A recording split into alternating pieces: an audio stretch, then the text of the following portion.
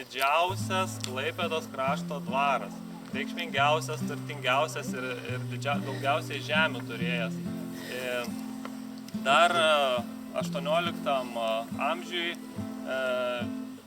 šito minėto asmens Heinricho Teodoro Fonšiono tėvas, tai yra Gotfrydas Teodoras Fonšionas, buvo labai įtakingas, jis labai rūkiškas ir mokėjo prilysti ir tais laikais prie valdžios ir netgi perkelti gan didelės teritorijos administracinį centrą į Šereiklaukį, prisijungti dar papildomų žemių, administraciškai valdyti vien jau dėl to, kad čia jisai gyveno, žodžiu, turėjo daug kontaktų ir išaugino vieną sūnų, tai yra Teodorą, tiksliau Heinrichą, atsiprašau, tai jis tapo Prūsijos prezidentu labai didelės teritorijos 19 amžiaus pradžioj.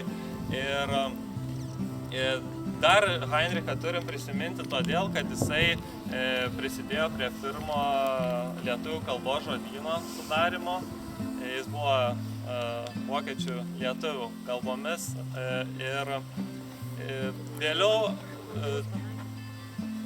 prie baudžiavos panaikinimo, kuris čia buvo daug anksčiau panaikintas nei likusiai daly, netgi negu dabartiniai Sūduvoj. Todėl žmonės čia daug anksčiau tapo laisvi ir galėjo, sakykime, dirbti samdiniais, eiliniai žmonės. Ambicijos buvo didelės ir turbūt žinot, kad mažosios Lietuvos dvarai skiriasi dažniausiai savo pobūdžiu nuo didžiosios Lietuvos dvarų, kur būdavo svarbu pasistatyti įspūdingus rūmus, įspūdingą ratą prieš tos rūmus.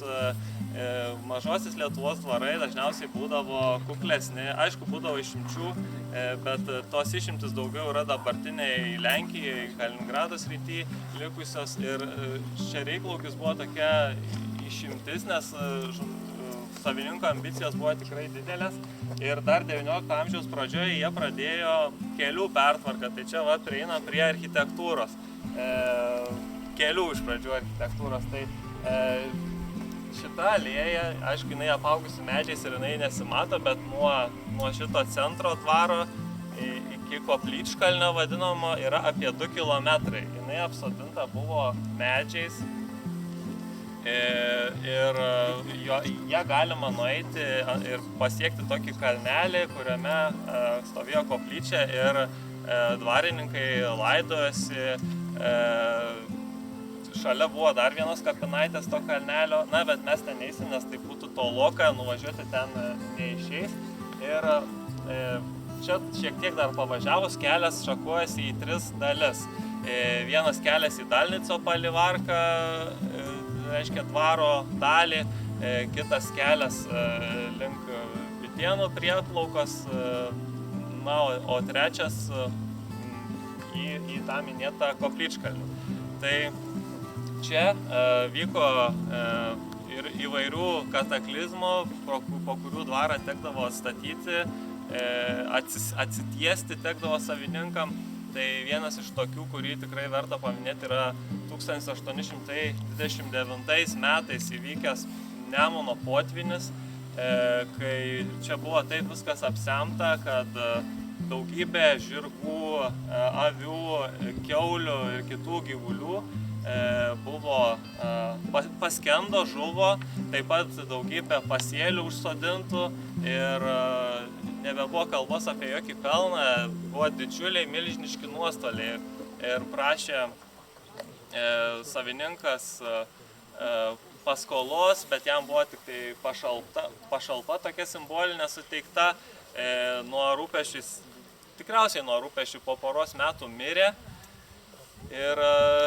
Bet palaipsniui dėl ūkiškų žmonų ir palikuonių vyriškos giminės dvaras vėl atsitęsė ir toliau gyvavo. Seniausias pastatas išlikęs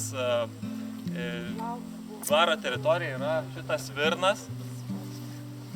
Galbūt mums pavyks į jį patekti, bet jis vieni spėja, kad jis dar yra iš 18 amžiaus pabaigos, kiti sako 19 amžiaus pradžia, bet faktas, kad jis dar yra iki didžiojo kelių pertvarkymo, kur minėjau, ir iki didžiojo perstatymo, nes paskui viskas buvo griaunama, statoma iš naujo palaipsniui. Tai sena architektūra tokios Klaipėdos krašte nėra daug išlikę ir jis turi išlikusias langines, šonuose rūstus išlikusius, visur visa autentiškos perdangos viduje, laikančios konstrukcijos ir šiaip reprezentatyviai atrodantis.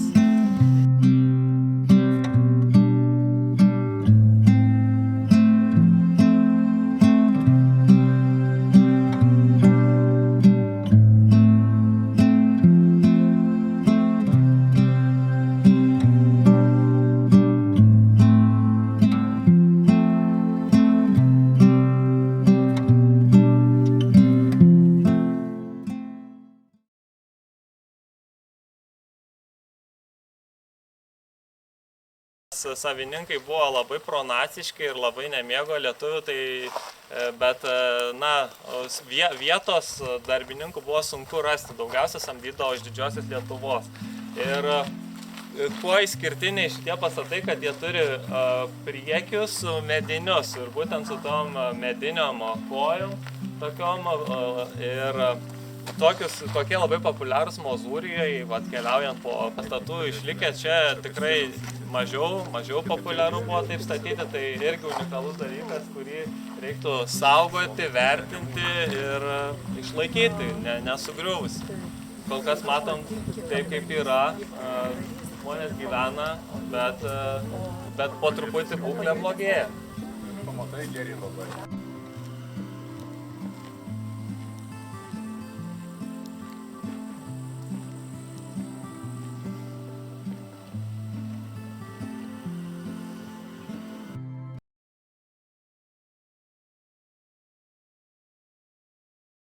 Vienas iš verslų, kuris nešė geras pajamas, jinai buvo pastatyta prieš Pirmąjį pasaulinį karą, kiek mažesnė nei dabar mes ją matom.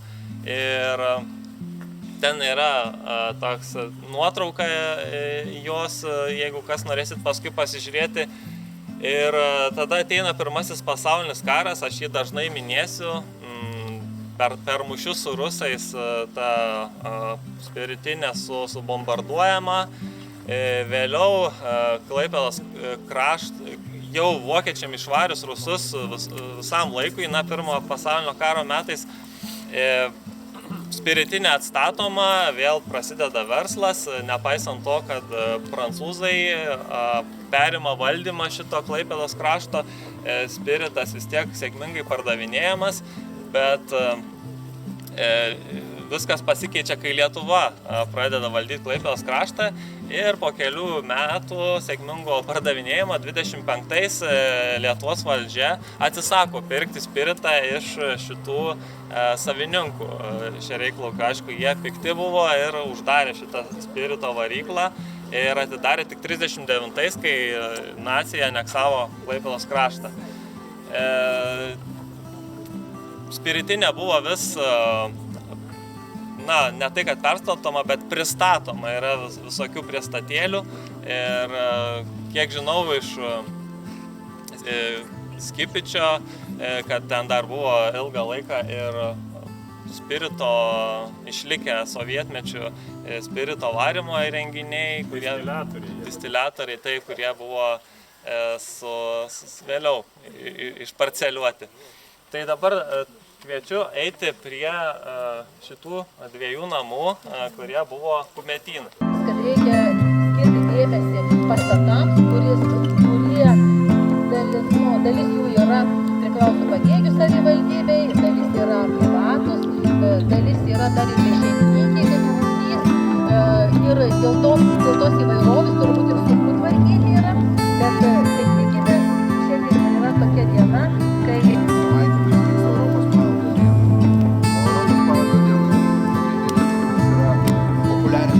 paveldas. Šių metų tema yra gyva gyvasis paveldas meistrystės tradicijos, nors čia mes ir nematome.